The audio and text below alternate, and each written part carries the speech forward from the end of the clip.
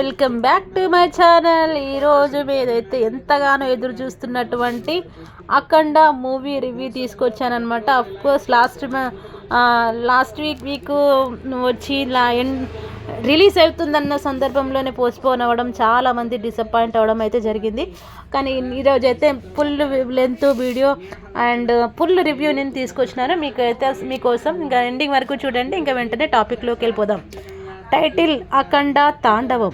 నటులు నందమూరి బాలకృష్ణ, సంయుక్త, ఆది పినిశెట్టి, హర్షాలి మల్హోత్రా, పూర్ణ, సాయి కుమార్, రచ్చరవి మరియు తదితరులు.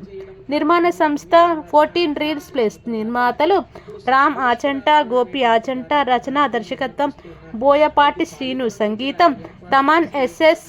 Cinematography C Ram Prasad, Santosh Dekle. Editor and Tammiraj. విడుదల తేదీ డిసెంబర్ 12 అనమాట. అంటే ఈరోజు ఇప్పుడే రిలీజ్ అయిన సినిమా గురించి ఇప్పుడు నేను అప్డేట్ ఇస్తున్నాను. సింహ లెజెండ్ అఖండ తర్వాత బాలకృష్ణ బోయపాటి కాంబినేషన్లో వచ్చిన 4వ చిత్రం అఖండ 2 తాండవం. 2021లో వచ్చిన అఖండ చిత్రానికి సీక్వెల్ ఇది. ఇప్పటికీ విడుదలైన టీజర్ ట్రైలర్కు మంచి స్పందన లభించింది. దానికి తోడు ప్రమోషన్స్ కూడా గట్టిగా చేయడంతో అఖండ 2పై బజ్ క్రియేట్ అయ్యింది. భారీ అంచనాల మధ్య వచ్చిన ఈ చిత్రం ఎలా ఉందో రివ్యూలో ఇప్పుడు తెలుసుకుందాం. అంతకంటే ముందు నా వీడియోని అయితే లైక్ చేయండి, సబ్స్క్రైబ్ చేయడం మాత్రం మర్చిపోకండి. ప్లీజ్ హైప్ ఇవ్వండి ప్లీజ్.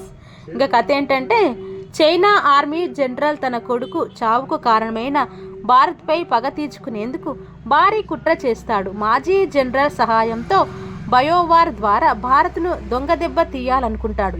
అందుకు గాను భారత్లో బలమైన ప్రతిపక్ష నేతగా ఉన్న ఠాకూర్ అలియాస్ కబీర్ దుల్షన్ సింగ్ని పావుగా వాడుతాడు. అతని సహాయంతో భారతీయులు బలంగా నమ్మే దేవుడు లేడని నిరూపించి వారి మధ్య చిచ్చు పెట్టాలనుకుంటాడు. అందులో భాగంగా మహాకుంభమేళాకు వచ్చిన భక్తులు స్నానం చేసే నదిలో డేంజర్ కెమికల్ కల్పిస్తారు. దీంతో నదిలో స్నానం చేసిన వారందరూ క్షణాల్లో కుప్పకూలిపోతారు.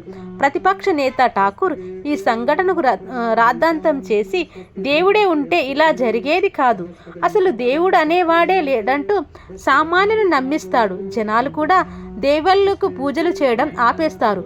మరోవైపు భక్తులకు వచ్చిన కొత్త రోగానికి వ్యాక్సిన్ కట్టిపెట్టే పనిలో trainee scientist MLA Balamuralikrishna alias Balakrishna కూతురు జనని హర్షాలి మల్హోత్రా సక్సెస్ అవుతుంది. ఈ విషయం తెలుసుకున్న ఠాకూర్ తన మనుషులతో ఆ సైంటిస్టును చంపేస్తానని జనని తప్పించుకుని పారిపోగా ఠాకూర్ మనుషులు ఆమెను వెతుకుతుంటారు.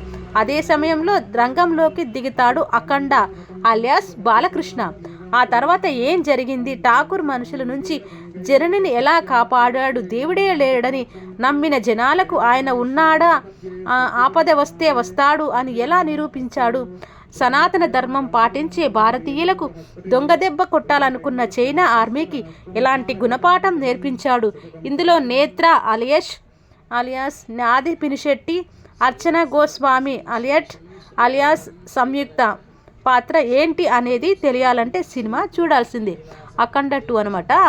ఎలా ఉందంటే, బాలకృష్ణ సినిమా అంటే ఎలా ఉంటుందో జనాలకు ఓ అంచనా ఉంది. అందులోనూ బోయపాటితో సినిమా అంటే లాజిక్ అనే పదాన్ని భూతద్దం పెట్టి వెతికినా కనిపించదు.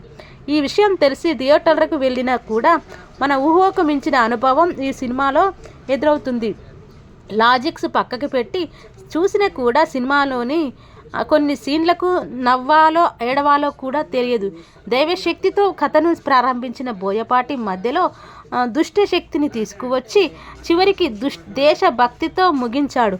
మధ్యలో సనాతన ధర్మం గురించి క్లాసులు తప్పితే ఒక్క సీన్ కూడా ఆకట్టుకోలేదు. అసలు కథనే ఊహకందేలా సాగితే ఇక ఆసక్తి ఎలా పెరుగుతుంది. ఇక యాక్షన్ సీన్లు దగ్గరకు వస్తే ప్రతిసారి త్రిశూలాన్ని అటు తిప్పటం ఇటు తిప్పటం తప్ప కొత్తగా ఏమీ ఉండదు. పైగా కొన్ని యాక్షన్ సీన్లు చూసినప్పుడు బాలయ్య సినిమా కదా అంతే అనుకోవాల్సిందే. మనిషిని తలకిందులుగా చేసి హారతి ఇవ్వాలన్న త్రిశూలంతో హెలికాప్టర్ రెక్కల్ని గిరగిరా తిప్పాలన్న ఒక్కడే చైనా వెళ్ళి ఆర్మీ సైన్యాన్ని మొత్తాన్ని చంపాలన్న బాలయ్య సినిమాలోనే సాధ్యం. అని మన మనసుకు నచ్చి చెప్పుకోకపోతే క్లైమాక్స్ వరకు థియేటర్స్లో కూర్చోలేం. అసలే రొటీన్ కథ, దానికి తోడు యాక్షన్ సీన్లు కూడా రొటీన్గా ఉండటంతో కథనం మొత్తం సాగతీతగా అనిపిస్తుంది. అఖండ సినిమాకు కొనసాగింపుగా కథను ప్రారంభించారు. ఈ చిత్రంలోని చిన్న పాప పెరిగి పెద్దదై సైంటిస్ట్గా మారుతుంది. మరోవైపు అఖండ సోదరుడు బాలమురళీకృష్ణ ఎమ్మెల్యే అయినట్లు చూపించారు. బాలయ్య 1 ఎంట్రీ సీన్కో ఎలివేషన్, బాలయ్య 2 ఎంట్రీ సీన్కో ఎలివేషన్ అనేవి తప్ప మొదటి అరగంట కథే ఉండదు. పైగా శివుడు ఎలిమెంట్స్ ఉన్న సినిమాల్లో బాలకృష్ణ ఎలిమెంట్స్ తప్ప శివుడికి ఎలివేషన్స్ ఉండదు. 1-2 సీన్లలో శివుడిని పవర్ఫుల్గా చూపించే ప్రయత్నం చేశారు. ఫస్ట్ హాఫ్ మొత్తం రొటీన్గా సాగుతూ ఇంటర్వెల్ సీన్ నుంచి అసలు కథలోకి తీసుకెళ్తాడు. విరామానికి ముందు వచ్చే యాక్షన్ సీన్లు బాలయ్య ఫ్యాన్స్ ఎంజాయ్ చేస్తుంటే నార్మల్ ప్రేక్షకులు మాత్రం అరే ఏంట్రా ఇది అనుకుంటారు. ఉన్నంతలో సెకండ్ హాఫ్లో కథనం కాస్త పరుగులు తీస్తుంది. అయితే ప్రతిసారి అఖండ రావటం, ఓ క్లాస్ తీసుకోవడం బోరు అనిపిస్తుంది. ఇక సినిమాలో బాలయ్య చెప్పే కొన్ని డైలాగులు అయితే అక్కడ సీన్తో సంబంధమే ఉండదు. పెద్ద పెద్ద డైలాగులు చెప్తాడు, కానీ ఒక్కటి కూడా అర్థం కాదు. పైగా ఇప్పుడు ఎందుకు ఈ డైలాగు చెప్పాడు అనే ఫీలింగ్ కలుగుతుంది. అలాగే ఆది పినిశెట్టి పాత్ర కూడా అనవసరంగా చొప్పించినట్లు అనిపిస్తుంది. దైవశక్తి కాన్సెప్ట్ ఉంది కాబట్టి దుష్టశక్తి సీన్లను కూడా చూపించాలనుకొని ఆది పాత్రను క్రియేట్ చేశారనిపిస్తుంది. ఆ పాత్ర ఎపిసోడ్ మొత్తం తీసేసినా అసలు కథకు ఎలాంటి ఇబ్బంది కలగదు కూడా. క్లైమాక్స్కు ముందు వచ్చే యాక్షన్ సీన్లు కొంతమేర ఆకట్టుకుంటాయి. మొత్తంగా అఖండ 2 బాలయ్య అభిమానులకు కాస్త నచ్చవచ్చేమో, కానీ సాధారణ ప్రేక్షకులకు మాత్రం సినిమా చూసి నీరసంగా నిట్టూరుస్తూ బయటకు రావాల్సిందేనంట. అసలు సినిమాలో ఎవరెవరున్నారో, ఏం చేశారో తెలుసుకుందాం. బాలయ్య ఎప్పటి మాదిరే తెరపై హుషారుగా కనిపించే ప్రయత్నం చేశాడు. అయితే ఈసారి మాత్రం తెరపై ఆయన వృద్ధాప్యం కొట్టొచ్చినట్టు కనిపించింది. ముఖ్యంగా అఖండ పాత్రలో ఆయన ముసలితనం మొత్తం బయటపడింది. ఇక యంగ్ బాలకృష్ణ పాత్ర లుక్ బాగుంది. పెద్ద పెద్ద డైలాగులు ఉన్నా ఒకటి కూడా అర్థం కాదు. మాస్ పాట కోసం ఆయన వేసిన స్టెప్పులు ఆకట్టుకోకపోగా ట్రోలింగ్కి మెటీరియల్గా మిగిలిపోయాయి.